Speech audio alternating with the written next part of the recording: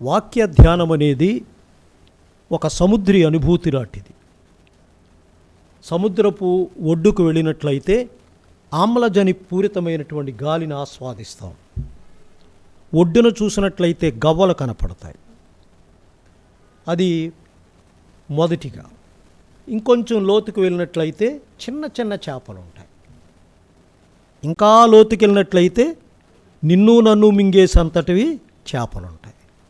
అంతేకాదు, లోతుకు వెళ్ళిపోయినట్లయితే, సముద్ర గర్భములోనికి వెళ్ళిపోయినట్లయితే, ఊబిలోనికి దిగిపోయినట్లయితే ఏముంటాయి?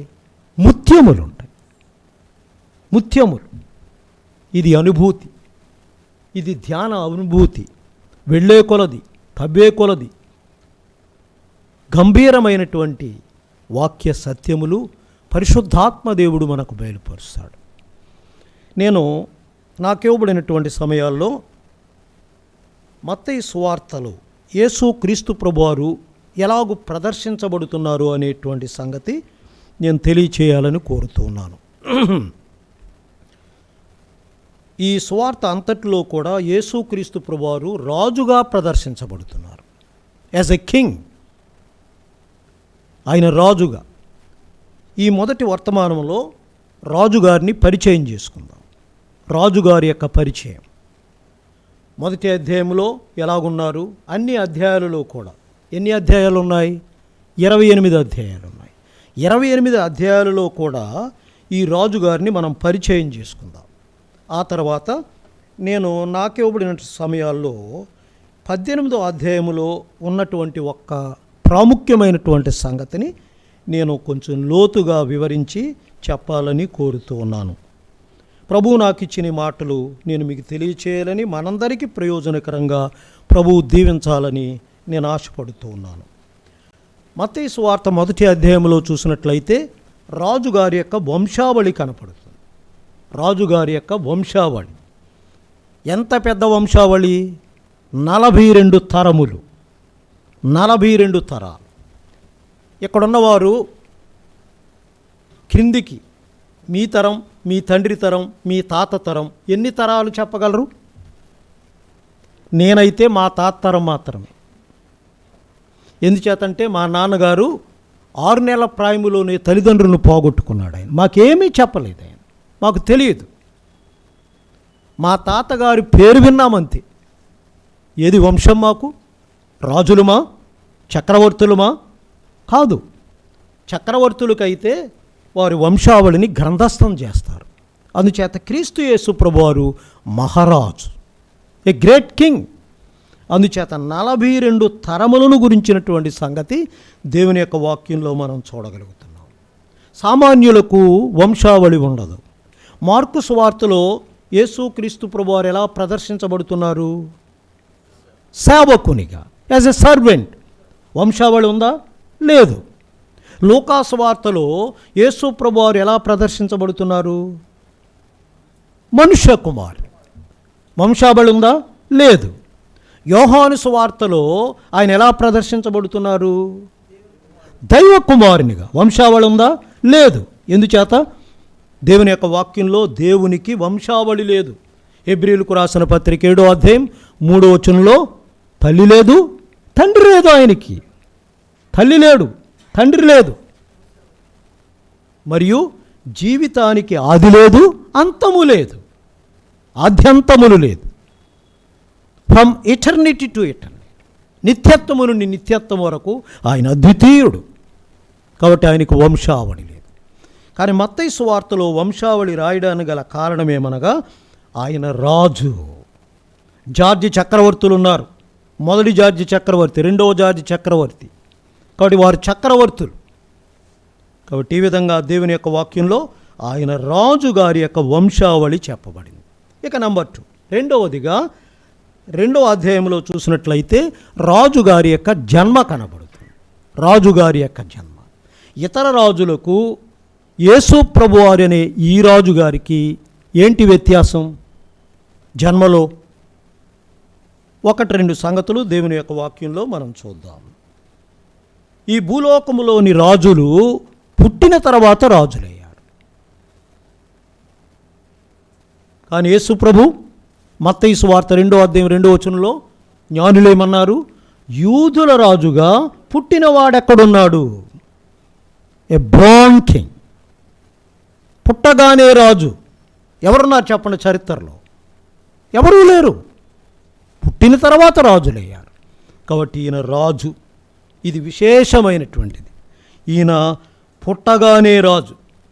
అంతేకాదు, దేవుని యొక్క వాక్యంలో చూసినట్లయితే ఈ భూలోకములోని రాజులందరూ కూడా స్త్రీకి పుట్టారు. యేసుక్రీస్తు ప్రభువారు స్త్రీకి పుట్టలేదు.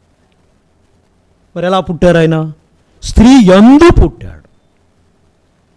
ఈ భూలోకములోని రాజులందరూ కూడా స్త్రీకి పుట్టారు.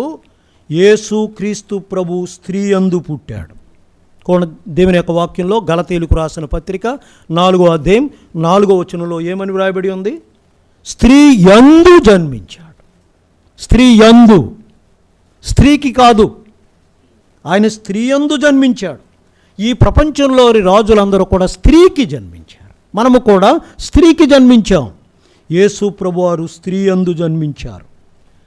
యోబు గ్రంథం 25వ అధ్యాయం 4వ వచన భాగంలో స్త్రీకి జన్మించిన వారందరూ కూడా రాజులైనా రవణప్పలైనా ఎవరైనా వారెవరు చెప్పండి?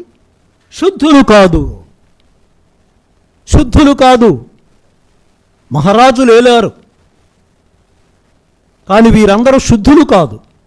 చోళులు, మన భారతదేశాన్ని ఎంతోమంది రాజులు, వివిధ దేశాలను, వారందరూ కూడా స్త్రీకి జన్మించిన వారు. యేసుక్రీస్తు ప్రభు చూసినట్లయితే ఆయన స్త్రీ యందు జన్మించాడు.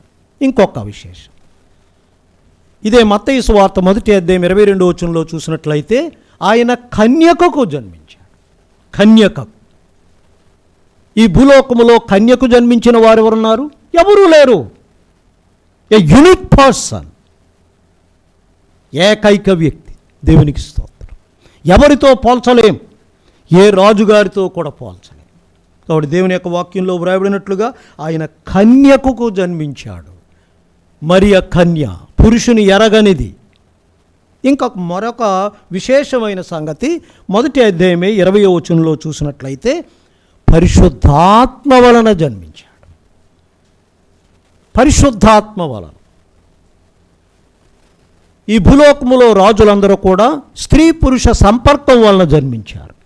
కానీ ఆయన పరిశుద్ధాత్ముని వలన గర్భం ధరించాడు. విశేషమైన రాజు. ఇక 3వ అధ్యాయంలో యేసుక్రీస్తు ప్రభువారి యొక్క అభిషేకం కనబడుతుంది. అభిషిక్తుడైన రాజు, అభిషేకం.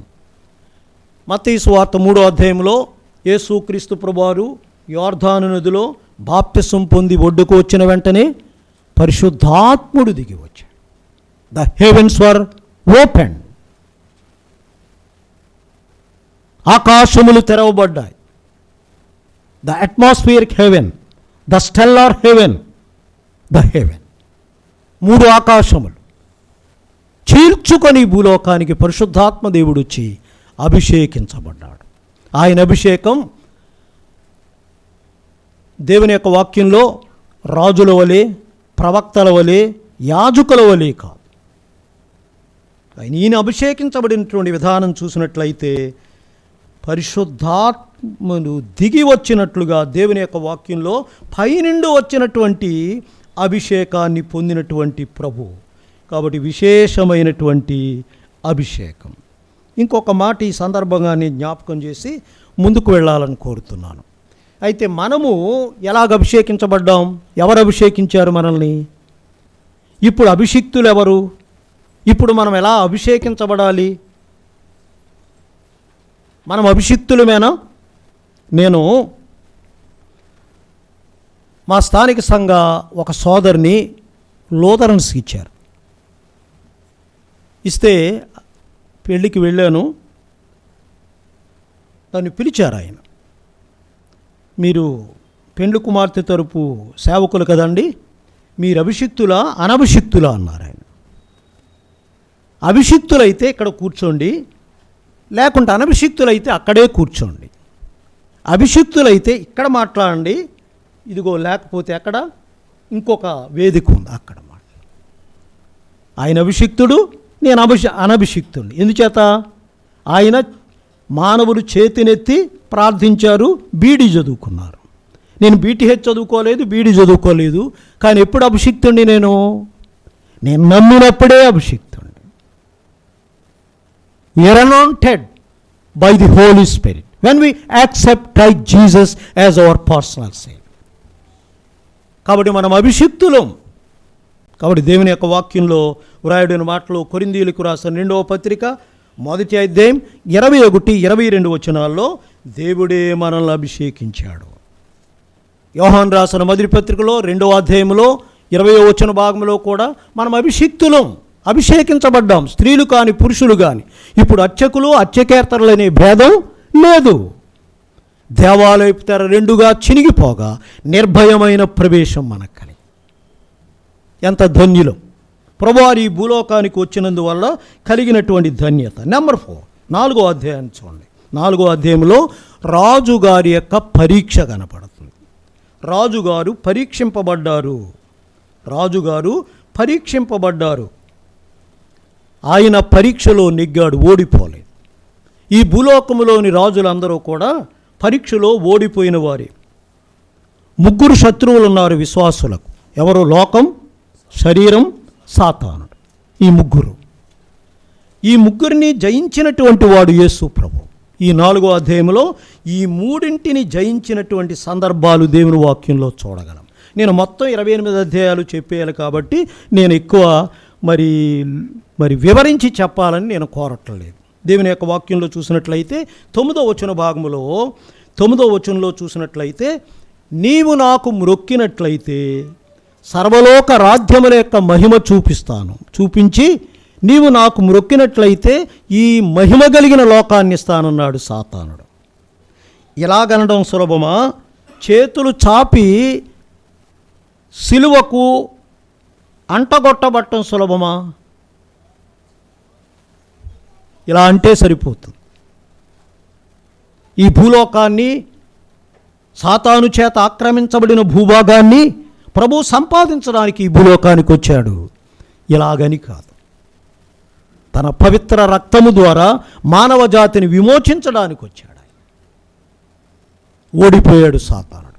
ఇక నెంబర్ 2, రెండవదిగా చూసినట్లయితే లోకమును జయించాడు, శరీరాన్ని జయించాడు. 4వ అధ్యాయం 3వ వచన భాగంలో చూసినట్లయితే 40 దినములు ఆయన ఉపవాసం ఉన్నాడు, రాత్రింబగళ్ళు ఆకలితో ఉన్నాడు. సాతానుడు ఏమన్నాడు? నీవు అడిగినట్లయితే రాళ్ళు రొట్టెలవుతాయి. చేసుకోలేడు ఆయన? అద్భుతం చేయలేడా? చేయగలడు. కానీ శరీరాన్ని జయించాడు. మీరు చెప్పండి, ఒక్క పూట అన్నం కోసం జ్యేష్ఠత్వాన్ని ఎవరు పోగొట్టుకున్నారు? గట్టిగా చెబుతారు అనుకున్నాను నేను. యాషావు ఒక్క పూట. యేసు ప్రభువు 40 దినాల ఉపవాసం ఉన్నారు. కాబట్టి ఆయన శరీరాశను జయించారు. అంతేకాదు సాతానుని జయించాడు. ఆయన నమస్కరించమంటే నమస్కరించలేదు. దేవుడైన యెహోవాకు మాత్రమే మొక్కలేదు. సాతానుని జయించాడు. ఈయన జయశాలి. కాబట్టి రాజు గారి పరీక్షలో నెగ్గినట్లుగా చూడగలం. కాబట్టి రాజుగారు పరీక్ష చూసాం.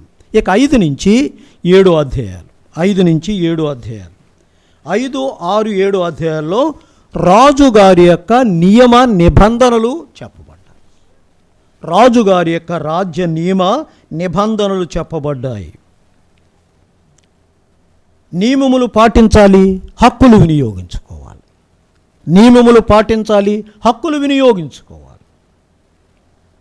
5వ అధ్యాయంలో చూసినట్లయితే పౌరుల ప్రవర్తనా నియమావళి చెప్పబడింది. పౌరుల యొక్క ప్రవర్తనా నియమావళి చెప్పబడింది. కాబట్టి మన జీవితాల్లో చూసినట్లయితే మనము వీటిని పాటించాలని ప్రభువు ముందుగానే మనకు ఉరాయించారు. కాబట్టి దేవుని యొక్క వాక్యంలో చూసినట్లయితే మనము మన జీవితాల్లో చూసినట్లయితే రాజ్యములో ఉన్న మనం మన జీవితాల్లో నియమ ప్రకారం వానికి జవాబుదారులు. అదే సమయంలో హక్కులను వినియోగించుకోవాలి. ఈరోజు మరి దేశం బాగుపడకపోవడానికి గల కారణం ఏంటి? మనందరం కూడా దేనికోసం పోరాడతాం? హక్కుల కోసం. కానీ బాధ్యతలు వచ్చేటప్పటికి లేదు. కాబట్టి బాధ్యతలు ఈ రెండింటినీ కూడా సమపాళ్లలో మన జీవితాల్లో పాటించాలి. కాబట్టి దేవుని యొక్క వాక్యంలో 5, 6, 7 అధ్యాయాల్లో చూసినట్లయితే ఈ సంగతులు వ్రాయబడ్డాయి. 6వ అధ్యాయంలో ఇచ్చుటను గురించిన సంగతి చెప్పబడింది. 7వ అధ్యాయం 7వ వచన భాగంలో చూసినట్లయితే అడగడం గురించి వ్రాయబడింది. అంటే ఇవ్వవలసినవి ఇవ్వాలి, అడగవలసినవి పొందాలి. ఈ రెండూ కూడా, ఈ రెండింటినీ పాటించాలి. ఇక వివరించను. తర్వాత ఇంకా దేవుని యొక్క వాక్యంలో ముందుకు వెళ్ళిపోదాం. 5 నుంచి 7 అధ్యాయాల్లో రాజుగారి యొక్క రాజ్య నియమ నిబంధన. ఇక 8 నుంచి 9 అధ్యాయాలు, 8 నుంచి 9 అధ్యాయాల్లో రాజుగారి యొక్క మహత్తు కనపడదు. 8, 9 అధ్యాయాల్లో చూసినట్లయితే ఎంత మహత్తు కలిగిన వాడు! ఆయన మాటలో మహత్తు ఉంది. మాటలో మహత్తు, వస్త్రములో మహత్తు, ఆయన చేతిలో మహత్తు. ఈ 2 అధ్యాయాల్లో ఎంత మహత్తు కలిగినటువంటి రాజు చూడగలం. ఇలాంటి రాజులు ఎవరున్నారు? ఎవరూ లేరు.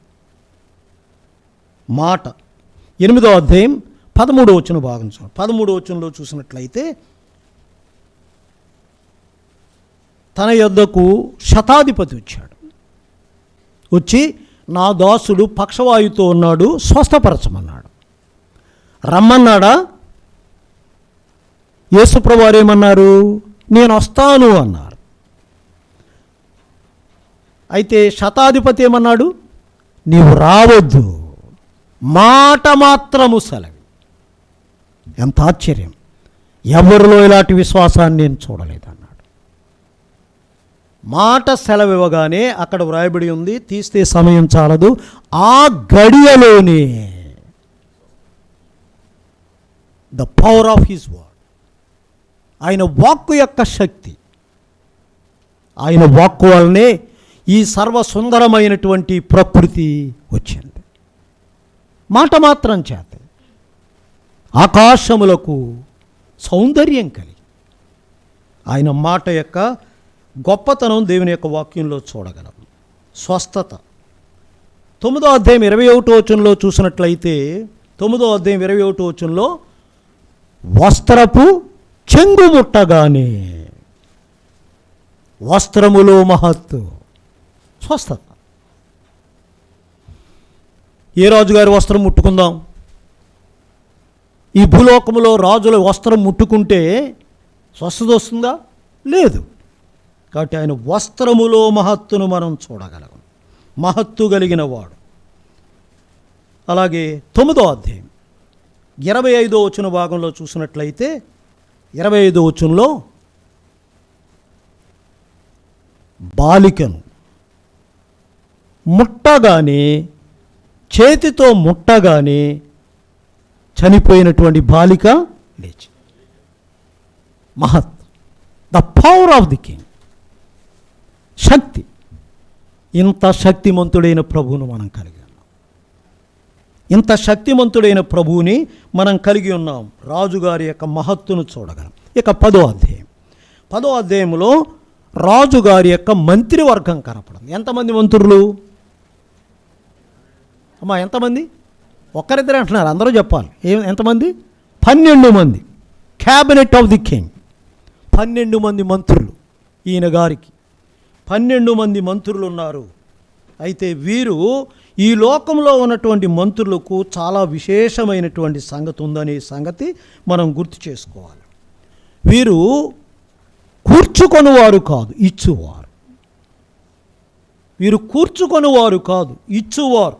దేవుని యొక్క వాక్యంలో ప్రభు అన్నాడు, ఉచితముగా పొందారు, మీరు ఉచితంగా ఇవ్వండి అన్నాడు. ఇప్పుడు కూడా ఉచితాలే. జగన్ గారు ఉచితాలు ప్రకటించారు. చంద్రబాబు నాయుడు గారు రాకముందే వాగ్దానాలు చేశారు, ఇంకా ఉచితాలు ఇస్తాను. ఇస్తున్నాడా? ఇవ్వగలిగారు ఇప్పటికీ? చూద్దాం, మంచిదే చేస్తే. ఉచితములు, ఎవరి ఉచితాలు? ఎక్కడి నుంచి తెచ్చిస్తున్నారు? ఎక్కడి నుంచి? పన్నులు కడితే, దేశ రాబడి నుంచి. వీరు పైనుండి నేనిచ్చాను మీరివ్వండి, నేనిచ్చాను మీరివ్వండి, ఉచితంగా ఇవ్వండి. వీరు కూర్చుకునేవారుగా.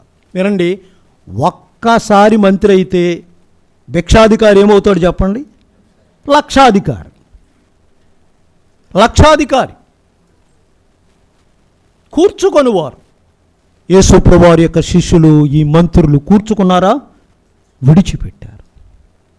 The sacrifice. విడిచిపెట్టారు, త్యాగం చేశారు. ప్రాణాన్నే త్యాగం చేశారు, ప్రాణమునే త్యాగం చేశారు. అందరూ హతసాక్షులైపోయారు. ఈ మంత్రుల్లో ఉన్నటువంటి విశేషమైన సంగతి ఎందుచేత? వారి యొక్క రాజు అలాంటివాడు, వారి రాజు అలాంటివాడు. కాబట్టి దేవుని యొక్క వాక్యంలో చూసినట్లయితే కూర్చుకొనివారు కాదు, ఇచ్చువారు. 10వ అధ్యాయం 8వ వచన భాగంలో ఆ మాట ఉంది. 10వ అధ్యాయం 6వ వచనంలో చూసినట్లయితే వారు నశింపచేయువారు కాదు, రక్షించువారు. నశించు ఇశ్రాయేలు యొద్దకు వెళ్ళండి, నశించు వారిని రక్షించువారు. యేసుప్రభువారు ఈ భూలోకానికి నశించిన దాన్ని వెదకి రక్షించడానికి వచ్చారు. అయితే మనము కూడా ఈరోజు నశిస్తున్న పాప మానవాళిని రక్షించవలసిన బాధ్యత మనది. అనగా ఆయనే రక్షించువాడు, మనం ప్రకటించాలి. కాబట్టి నశించు వారిని రక్షించువారు. వినండి, ఈరోజు రక్షణ వ్యయం ఎంతో ఉంది, కానీ రక్షించలేకపోతున్నారు. అరాచకాలు. కాబట్టి రక్షించువారు. ఇక దేవుని యొక్క వాక్యంలో మంత్రివర్గాన్ని గురించిన సంగతి మనం చూసాం. ఇక 11వ అధ్యాయంలో చూసినట్లయితే రాజుగారి యొక్క వ్యతిరేకత కనపడుతుంది. 11వ అధ్యాయంలో రాజుగారి యొక్క వ్యతిరేకత కనపడుతుంది. వ్యతిరేకత దేవుని యొక్క వాక్యంలో 18, 19 వచనాల్లో ఏమన్నారు? ఈయన దయ్యం పట్టినవాడు అన్నారు.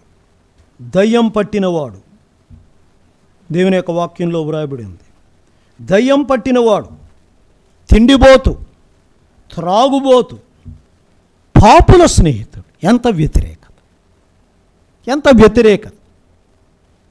ఆయనను కానీ ఆయన ఓడిపోయినవాడు కాదు.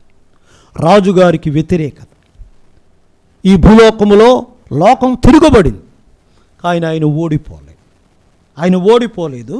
కాబట్టి మంత్రి వర్గాన్ని చూసాం, మరియు ఆయనకు వచ్చిన వ్యతిరేకత 11వ అధ్యాయంలో మనం చూడగలుగుతూ ఉన్నాం. 11వ అధ్యాయంలో రాజుగారి యొక్క వ్యతిరేకతను మనం చూస్తున్నాం. ఇక దేవుని యొక్క వాక్యంలో చూసినట్లయితే 12వ అధ్యాయంలో రాజుగారి యొక్క గొప్పతనం కనపడదు. రాజుగారి యొక్క గొప్పతనం 6 విధాలుగా దేవుని యొక్క వాక్యంలో మనం చూడగలం. అనగా ఆయన గొప్పతనం ఎన్ని విధాలుగా ఉందో 12వ అధ్యాయంలో చూడండి. 6వ వచనంలో దేవాలయము కంటే గొప్పవాడు. 8వ వచనంలో విశ్రాంతి దినము కంటే గొప్పవాడు. 29వ వచనంలో సాతాను కంటే గొప్పవాడు. 41వ వచనంలో చూసినట్లయితే యోనా కంటే గొప్పవాడు. అలాగే 42వ వచనంలో చూసినట్లయితే సొలొమోను కంటే గొప్పవాడు. ఆయన గొప్పవాడు. ఆయన కంటే గొప్పవారెవరూ కూడా లేరు. ఆయనే గొప్పవాడు. ఆయన గొప్ప రాజు. ఎవరికంటే గొప్పవాడు చూసాం, ఇక వివరించుకోలేం. కాబట్టి పరిచయం మాత్రమే ఈ మొదటి వర్తమానంలో మనం చూడబోతున్నాం. ఇక 13వ అధ్యాయంలో రాజ్య ఉపమానాలు, ఆయన రాజ్యం యొక్క ఉపమానాలు కనపడుతున్నాయి. రాజ్యం యొక్క ఉపమానాలు 8. రాధ్యమును గురించి 8 ఉపమానాలు ప్రభువారు చెప్పారు. వాటన్నిటిలో పాఠాలు. రాధ్య ఉపమానాలు 8 కనబడుతున్నాయి. 8. ఇక 14వ అధ్యాయం. 14వ అధ్యాయంలో రాజుగారి యొక్క శక్తి కనబడుతుంది. The power of the king. గొప్పతనం మాత్రమే కాకుండా రాజుగారి యొక్క శక్తి కనబడుతుంది. దేవుని యొక్క వాక్యంలో ఈ 14వ అధ్యాయంలో చూసినట్లయితే 5 రొట్టెలు 2 చిన్ని చేపలు ఎంతమందికి పంచిపెట్టారు ఆయన? 5,000 మందికి. ఈ గొప్పతనం, ఈ శక్తి క్రీస్తు యేసు ప్రభువారిలో కనపడుతుంది, రాజుగారిలో. మరియు ఆయన ఎంత శక్తిమంతుడో ఇంకొక సంగతి కూడా ఈ అధ్యాయంలో చూడగలం. ఆయన నడిచాడు, ఆయన నడిపించాడు. దేని మీద నడిచాడు? సముద్రం మీద నడిచాడు. ఎవరు నడిపించాడు? పేతురు నడిపించాడు. ఎంత శక్తి! ఈ ప్రపంచంలో ఎవరు చేశారు అలాంటిది? సరే, నడవడం ఒక ఎత్తు, ఆయన మహారాజు, శక్తిమంతుడు, దేవుడు. కానీ పేతురు నడవగలడా? నడవలేడు. కానీ నడవడానికి శక్తినిచ్చాడు. అడుగులు వేసుకొని వెళ్ళిపోయాడు.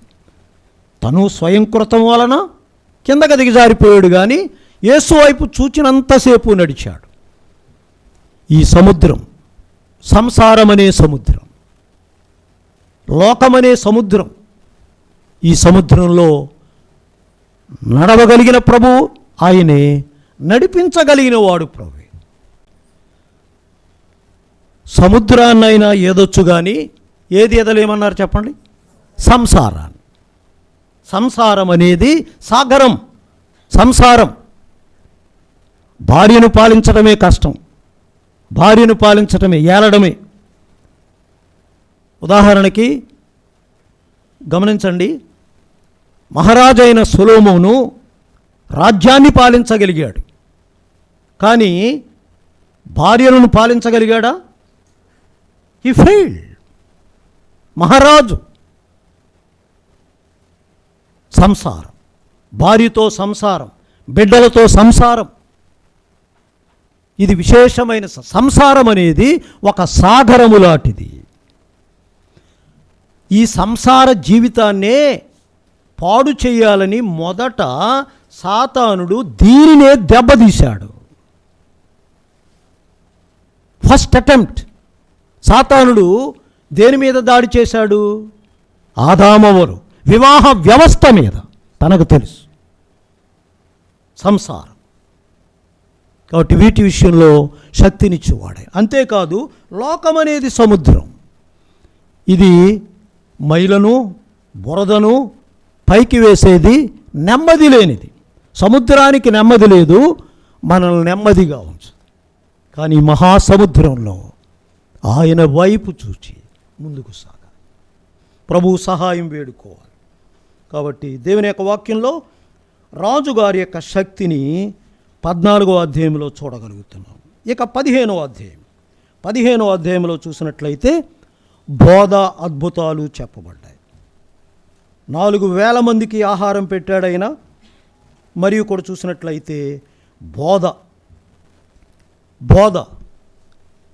మొదటి భాగంలో శాస్త్రులు, పరిసయ్యులు తన యొద్దకు వచ్చారు, బోధించాడు. ద్వితీయార్థంలో యేసుప్రభువారి శిష్యులు వచ్చారు, బోధించాడు. అంటే ఇందులో ఏమి నేర్చుకోవాలి మనం? శాస్త్రులకు బోధించువాడు శిష్యులకు కూడా బోధించు. బోధకుడు ఆయనే నిజమైన బోధకుడు, సరైన బోధకుడు, సద్బోధకుడు. ఆయనకు మించిన బోధకులు లేరు. అంచేత 23వ అధ్యాయం మత్తయి సువార్తలో ఏమన్నాడు? మీరు బోధకులని పిలువబడవద్దు, నేనే.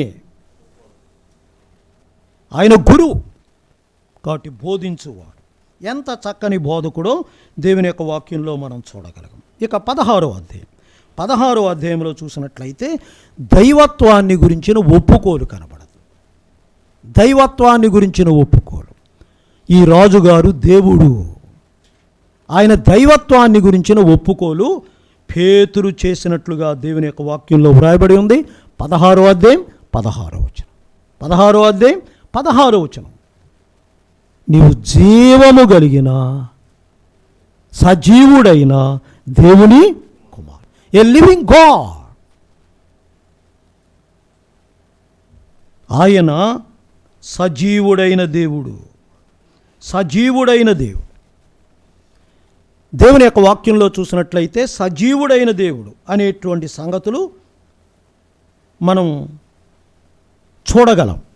విశేషంగా చూసినట్లయితే నేను ఊరికే చూపిస్తాను, అధ్యాయం చెబుతాను, వచనం మీరు చూడండి. హోంవర్క్, నేను టీచర్ని అంచేత మీరు చెప్పినటువంటి సంగతులు, మరి ఈ విషయాలు కేవలం వచనాలు నేను చెప్పను. యెహోషువ గ్రంథం 6వ అధ్యాయం, యెహోషువ గ్రంథం 6వ అధ్యాయం 3వ అధ్యాయం, యెహోషువ గ్రంథం 3వ అధ్యాయంలో, కీర్తన గ్రంథం 42వ అధ్యాయంలో, ఇర్మియా గ్రంథం 10వ అధ్యాయంలో, దానియేలు గ్రంథం 6వ అధ్యాయంలో, అపోస్తుల కార్యముల గ్రంథం 14వ అధ్యాయంలో, తిమోతికి రాసిన మొదటి పత్రిక 3వ అధ్యాయంలో. మరలా చెబుతున్నాను చూడండి, యెహోషువ గ్రంథం 3వ అధ్యాయంలో, కీర్తన గ్రంథం 42వ అధ్యాయంలో, ఇర్మియా గ్రంథం 10వ అధ్యాయంలో, దానియేలు గ్రంథం 6వ అధ్యాయంలో, అపోస్తుల కార్యముల గ్రంథం 14వ అధ్యాయంలో, తిమోతికి రాసిన మొదటి పత్రిక 3వ అధ్యాయంలో. వచనాలు మీరే అడిగితే చెప్పాలి. నేను బోధకుని కాదు, టీచర్ని. కాబట్టి దేవుని యొక్క వాక్యంలో వ్రాయబడినట్లుగా చూసినట్లయితే యేసుక్రీస్తు ప్రభువారి యొక్క దైవత్వమును గురించిన ఒప్పుకోలు కనపడుతుంది. ఆయన జీవము కలిగిన దేవుడు, నిర్జీవుడు కాదు. A living God we are serving. జీవము కలిగిన దేవుని సేవిస్తున్నాం. ఇలాంటి ధన్యత ప్రభువు మనకిచ్చాడు. ఇక 17వ అధ్యాయంలో చూసినట్లయితే 17వ అధ్యాయంలో యేసు క్రీస్తు ప్రభువారు ఆ రాజుగారి యొక్క రూపాంతర స్థితి కనబడుతుంది. రూపాంతర స్థితి. పేతురు, యాకోబు, యోహానులను తీసుకుని వెళ్ళి ఆయన రూపాంతరము పొందారు. ఆయన వస్త్రములు ఏ చాకలి చలువు చేయలేనంతటి తెల్లని వస్త్రములు, మహిమ, పరవశుడైపోయాడు పేతురు. ఇక్కడే ఉంటే నీకొకటి, ఏలియాకొకటి, మోషేకొకటి 3 పర్ణశాల గడతాం. కాబట్టి రాజుగారి యొక్క రూపాంతర స్థితి కనపడుతుంది. ఇక 18-19 అధ్యాయాలు, 18-19 అధ్యాయాల్లో ఆయన ఉపాధ్యాయునిగా కనపడుతున్నాడు. 18-19 అధ్యాయాల్లో ఉపాధ్యాయునిగా కనపడుతున్నాడు, యాజ్ ఎ టీచర్. వాటిని మనం ధ్యానం చేయబోతున్నాం. కాబట్టి నేను ఇక వీటి విషయంలో ముందుకు వెళ్ళాలని కోరట్లేదు. ఉపాధ్యాయునిగా కనబడుతున్నాడు. ఈ భూలోకంలో ఉండే ఉపాధ్యాయులకు ఆయనకి తేడా ఏంటి? ఆయనే బోధకుడు, ఆయనే బోధ ఆయనే, బోధ కూడా ఆయనే. ఇప్పుడు ఉదాహరణకి నేను ప్రేమను గురించి బోధిస్తాను. నేను ప్రేమన కాదు, ఆయన ప్రేమ, ఆయన ప్రేమామయుడు. ఆయన ప్రేమను గురించి బోధిస్తాడు. The teacher and the lesson itself, ఇది విశేషత. కాబట్టి ఆయనే. దేవుని యొక్క వాక్యంలో ఈ సంగతులు మనం ధ్యానం చేయబోతున్నాం. ఇక 18-19 అధ్యాయం, 20వ అధ్యాయంలో చూసినట్లయితే రాజుగారి యొక్క పనివారు కనపడుతున్నారు. రాజుగారి యొక్క పనివారు 20వ అధ్యాయంలో రాజుగారు పనివారు ఆయన పనికి పిలిచాడు. ఇందులో విశేషత ఏంటి? పనివారు. అన్ఎంప్లాయ్మెంట్ ప్రాబ్లం అనేది లేదు ఈ రాజుగారి దగ్గర. ఎప్పుడొచ్చినా, ఏ వయసులో వచ్చినా, నన్ను ఎవరైనా ఉద్యోగానికి పెట్టుకుంటారా? ఇప్పుడు పెట్టుకోరు. ఎందుచేత? వయసు మళ్ళీపోయింది. 58 సంవత్సరాలకు వెళ్ళిపోవాలన్నారు. వెళ్ళిపోయాను. వెళ్ళిపోయాను, ఇక అర్హుణ్ణి కాదు 58 సంవత్సరాలకి. ఇప్పుడు 62 అనుకుంటాను. కాబట్టి ఈ విధంగా ఎంచేతంటే జీతాలు ఇవ్వలేక. కాబట్టి రిటైర్మెంట్ ఉంది. కానీ 20వ అధ్యాయంలో ఏ టైంకి వచ్చినా సరే, ఎప్పుడొచ్చినా సరే, ఏ వయస్కులకైనా సరే, ఎంత విశేషం. రాజుగారు ఎంత గొప్పవారో ఈ మాటలను బట్టి దేవుని యొక్క వాక్యంలో మనం చూడగలం. 9 గంటలకు వచ్చారు, పెట్టుకున్నారా లేదా? పెట్టుకున్నాడు ఆయన. చూడండి దేవుని యొక్క వాక్యంలో ఇంటికి వెళ్ళిన తర్వాత. 12 గంటలకు వచ్చారు, పెట్టుకున్నారా లేదా? 3 గంటలకు వచ్చారు, పెట్టుకున్నాడా లేదా? 5 గంటలకు వచ్చారు, పెట్టుకున్నారా లేదా? ఎంత ముందొస్తే అంత మంచిది, ఏ వయస్కులకైనా. కాబట్టి రాజుగారి యొక్క పనివారు ఆయన తోటలో పని చేయడానికి ఆయన పిలుస్తున్నాడు, మనల్ని పిలిచాడు. కాబట్టి మనం ఆయన పనివారమై ఉన్నాం. 21వ అధ్యాయం 21వ అధ్యాయం 21వ అధ్యాయంలో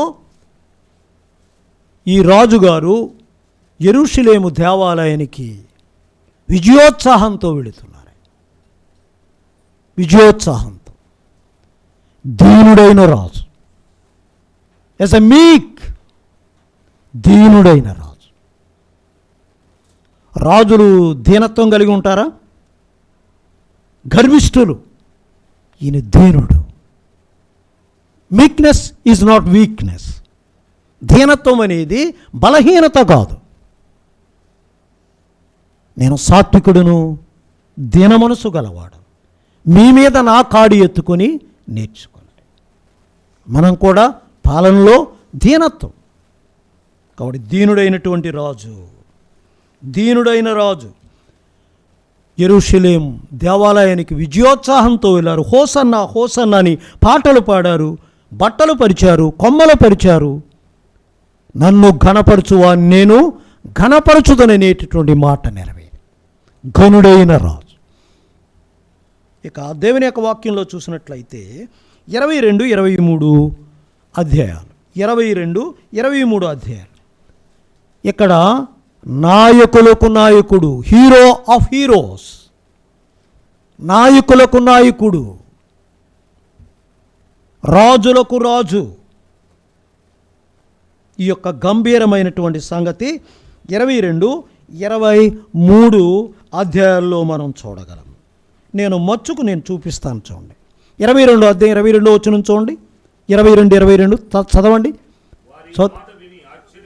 ఆశ్చర్యపడి చూడండి, ఎవరు వారు? నాయకులు విడిచి వెళ్ళిపోయారు, తోక ముడిచారు. కైసరుకు పన్నిట్టున్న న్యాయమా అడిగారు.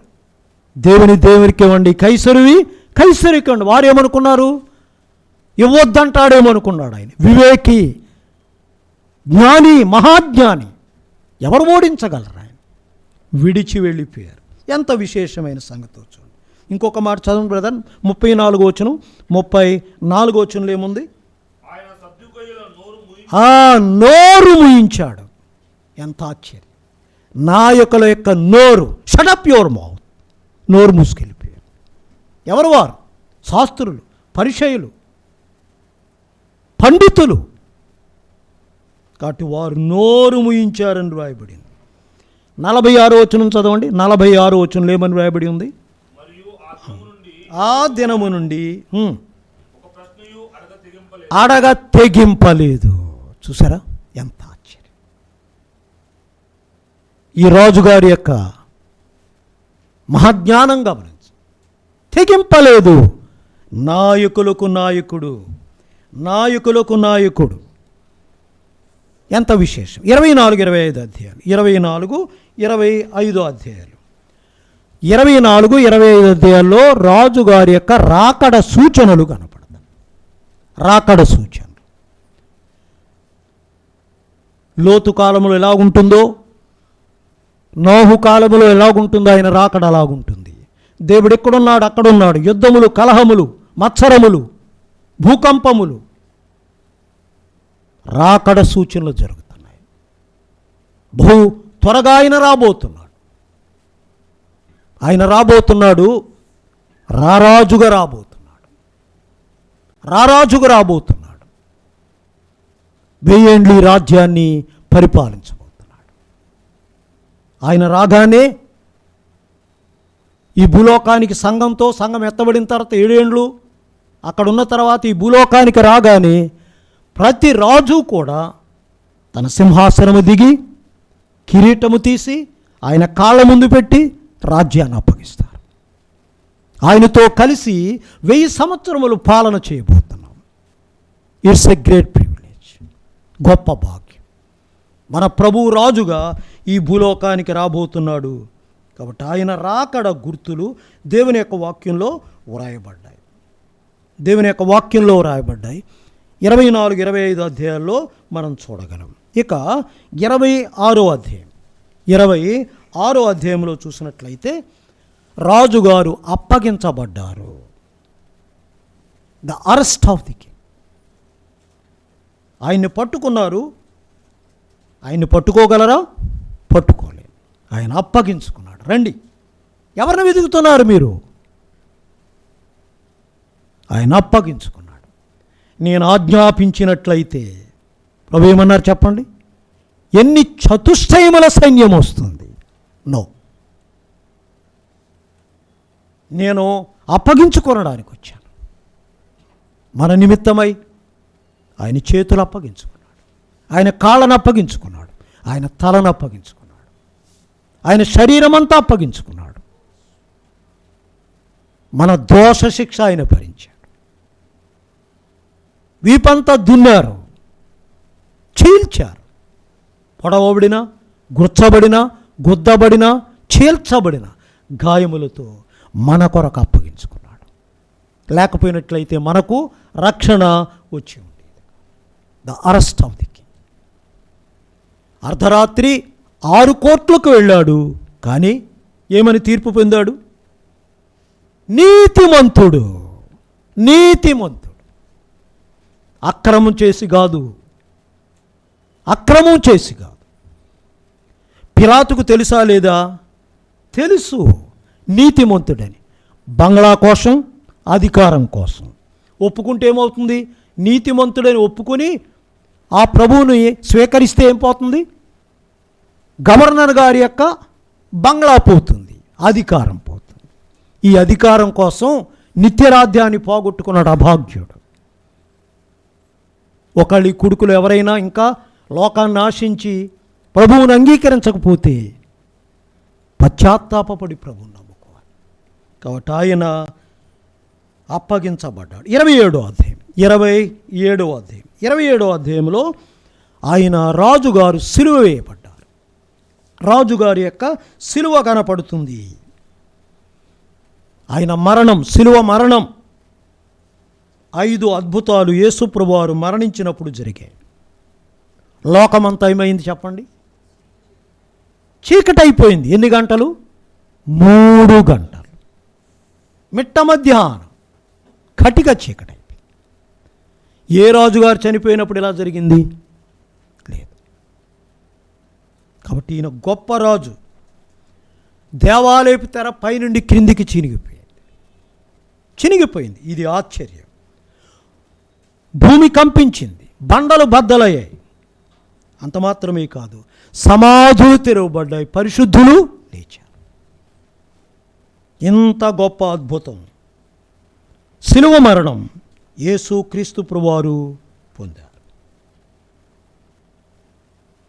యేసు క్రీస్తు ప్రభువారి రాజుగారి సిలువ మరణం ఇక్కడ రాయబడింది. ఇక ముగించేసుకుందాం. 28వ అధ్యాయంలో ఆయన సిలువేయబడి మరణించి సమాధి చేయబడ్డారు. ప్రతి రాజు చరిత్ర ఎక్కడితో ముగిసిపోయింది? సమాధితోనే ముగిసిపోయింది. ఒకవేళ ఎవరైనా ఉంటే చెప్పండి, ఏ రాజుగారైనా సమాధి చేయబడి తిరిగి లేస్తే? ఎవరూ తిరిగి లేవలేదు.